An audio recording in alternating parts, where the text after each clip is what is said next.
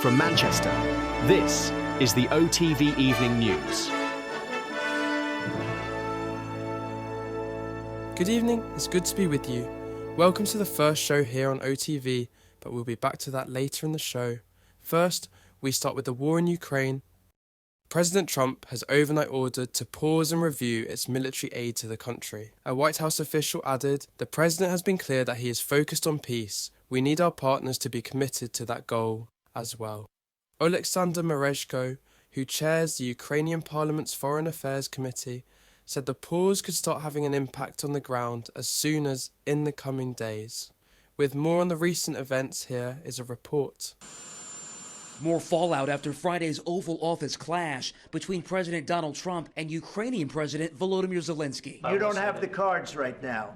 With us, you start having cards. Right? The blow-up left a deal to give the U.S. partial access to Ukraine's minerals unsigned. It is impossible to have an economic deal without a peace deal. Across the Atlantic in London, more than a dozen leaders from Europe and Canada met with Zelensky for an emergency summit. Afterwards, United Kingdom Prime Minister Keir Starmer said the group is working on a Russia-Ukraine peace deal to present to President Trump. Europe must do the heavy lifting, but to support peace in our continent and to succeed, this effort must have strong U.S. backing. While in London, Zelensky told reporters he believes he can salvage his relationship with President Trump. Meanwhile, multiple U.S. officials tell CBS News Defense Secretary Pete Hegseth has directed U.S. Cyber Command to pause planning against Russia, including offensive digital actions. The duration and reason for the pause are unclear as the president pushes for a peace deal. And within the past few hours, Zelensky has reportedly said that the clash between the two leaders was regrettable and that he is ready to sign the US mineral deal.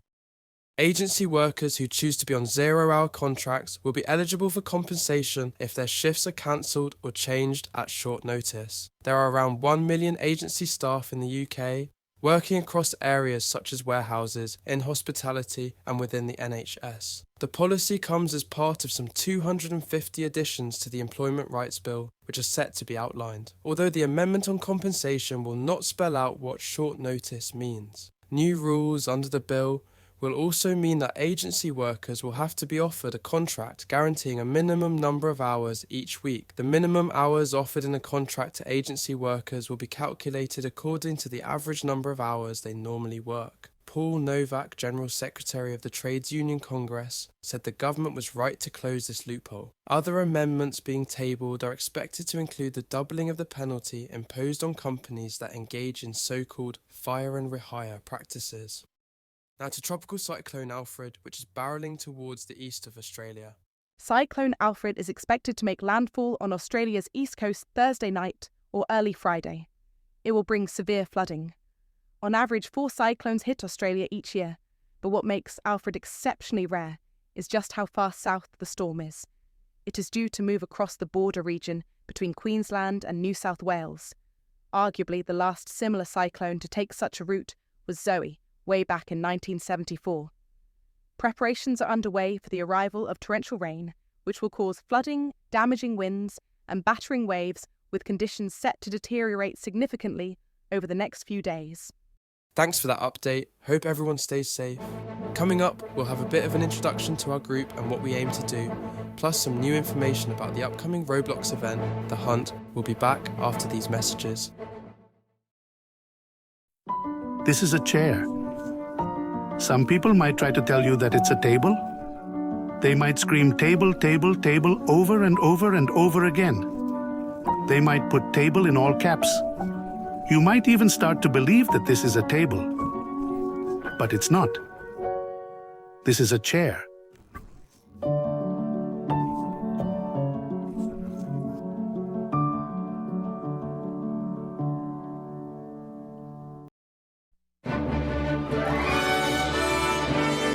Welcome back. As this is the first show on the channel, we thought we'd do a bit of introducing the group. We aim to be the successor to OBC and not end up like a certain other group, partly run by someone who gets paid to stream LEGO sports and nothing else. Admittedly, we are going at a slow pace, but should be up and running fully by the end of the month if all things go to plan. Our Discord server contains some of the shows that we'll be doing and also has our application link if anyone wants to take part in the group as staff rather than just being a viewer to it all.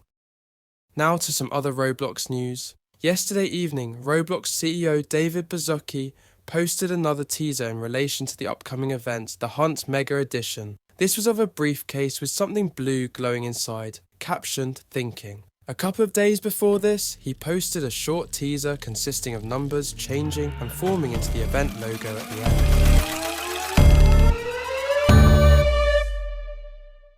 Within the past hours, it's been revealed what the prize will be, along with a little bit more information promoting the event. Take a look.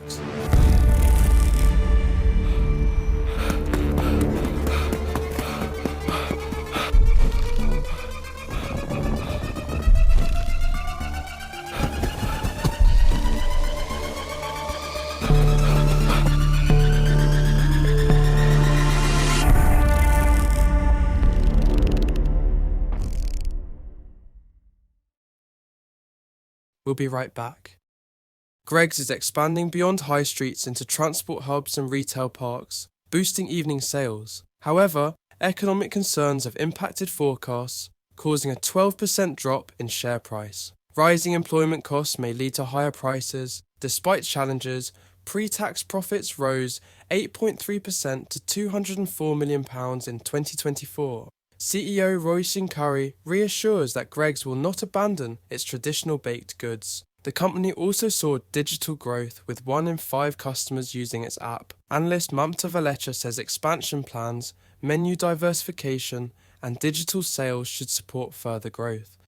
Before we go, here are 3 other stories that we didn't mention. US President Donald Trump has imposed 25% tariffs on products entering the US from Canada and Mexico, which became effective overnight, and has increased levy on goods coming from China. Canada has responded with tariffs on tens of billions of dollars worth of products imported from the US. Its provincial leaders have suggested going further. Carl Dean, the longtime husband of country music icon Dolly Parton, died on Monday at the age of 82. Dean, who was famously private throughout his nearly 60-year marriage to Parton, died in Nashville, Tennessee, according to a statement she posted on social media. And finally, scientists have managed to genetically engineer mice to have thick hair like the extinct woolly mammoth. That's it for tonight and the first show here. We hope you'll join us again whenever that might be. Good night and stay safe.